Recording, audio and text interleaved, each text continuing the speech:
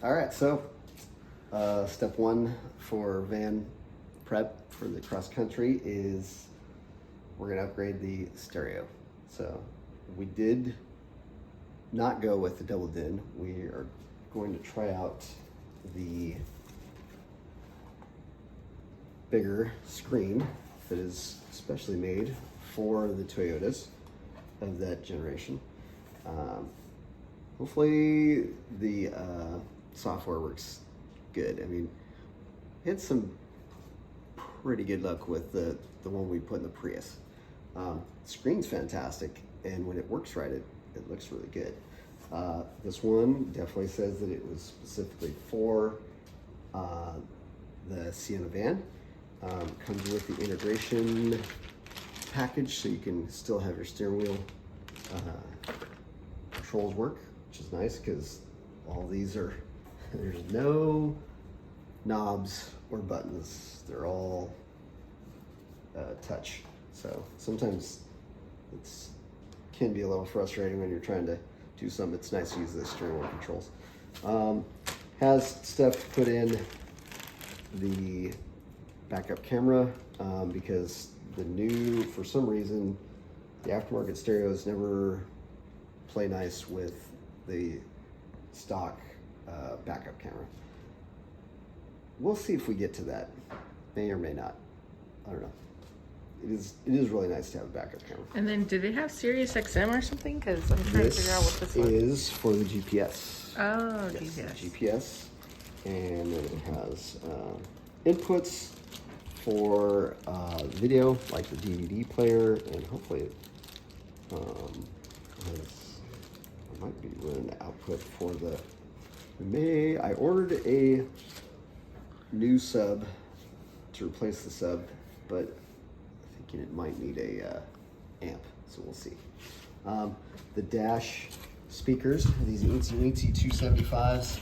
I had heard that you could put 3.5s in there, but I was like, you know what?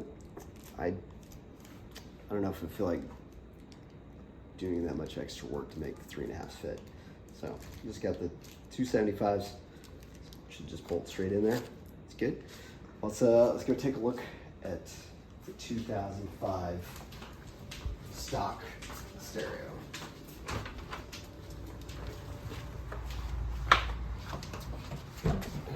Close the door behind me here. Uh-huh. Don't let the doggy out.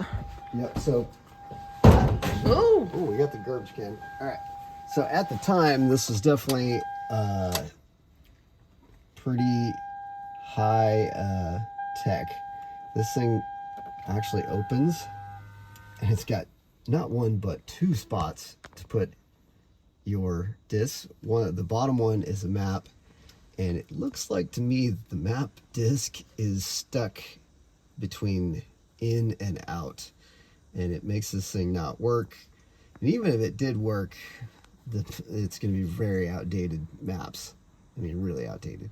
The top is supposed to be a DVD, but I don't know. I put a DVD in there and it didn't do anything, so I don't think it's going to work.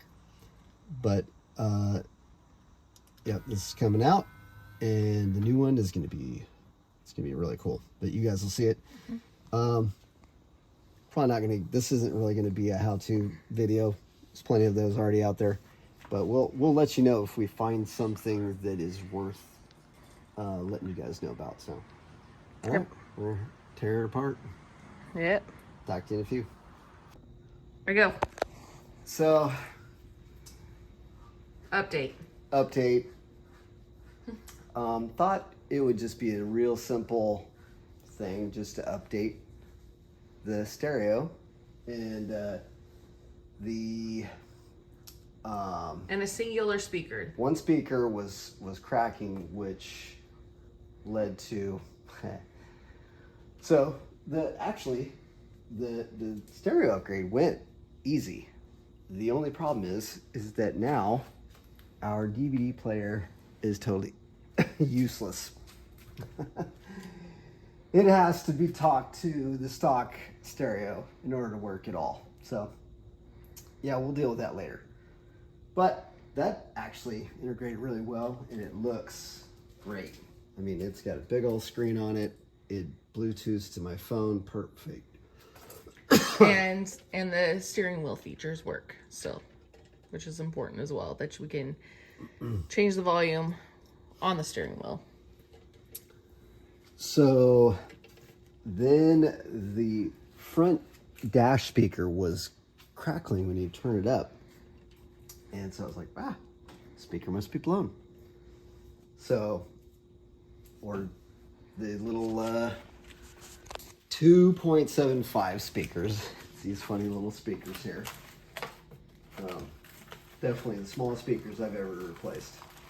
They're pretty Teensy. pretty hilarious.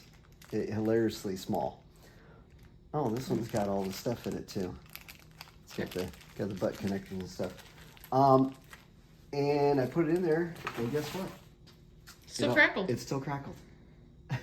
So the stock speaker has a capacitor on it. So I bypassed the capacitor thinking, maybe the capacitor's bad. No.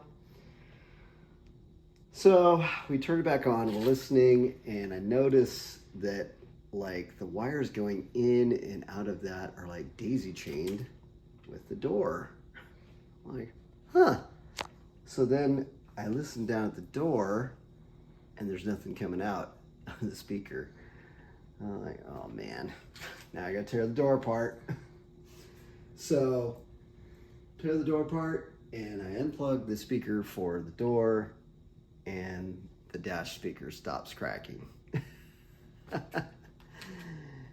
So yeah, not wanting to wait for Amazon again, I remembered that Wally World is still open, and so I jammed over there and picked up a set of the Pioneer 6x9s for $70.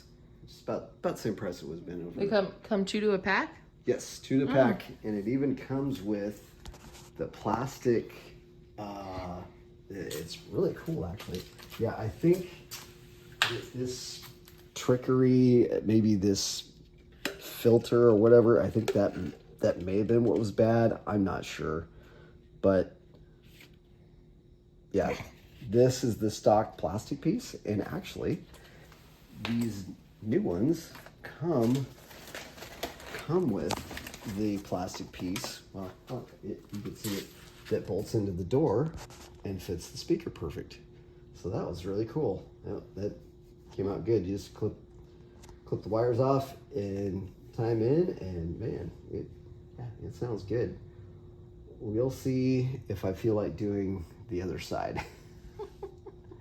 It wouldn't take me too long now that I've done this side, but yeah, it was a whole lot more than I was planning to do.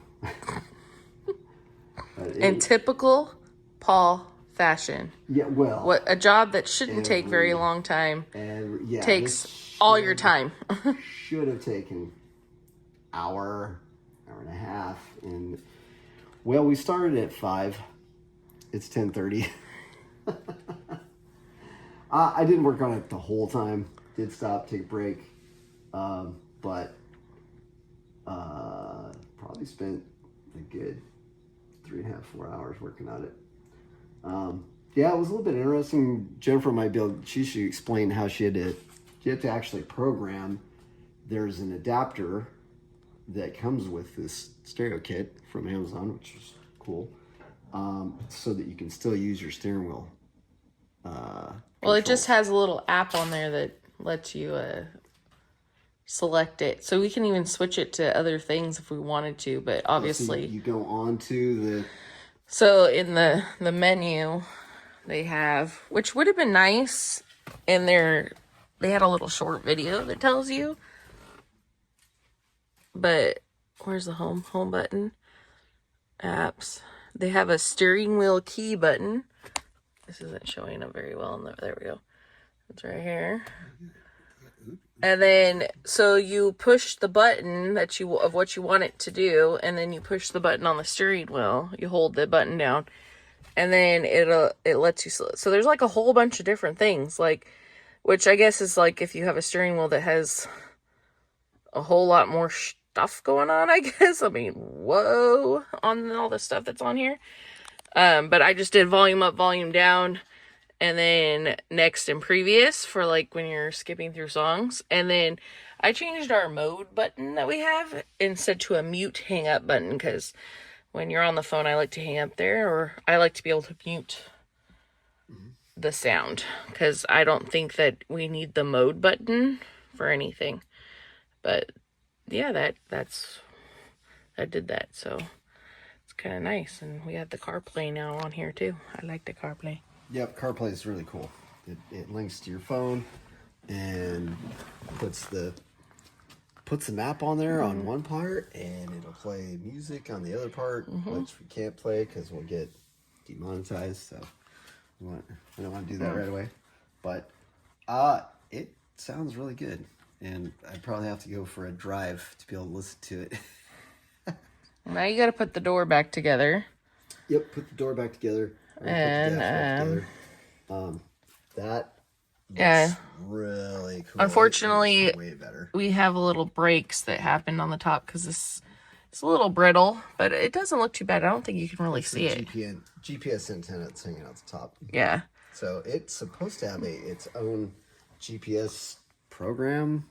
We'll probably have to go drive around and see if it'll work. May or may not use it. I mean, the CarPlay just uses your phone, and normally that's the most updated.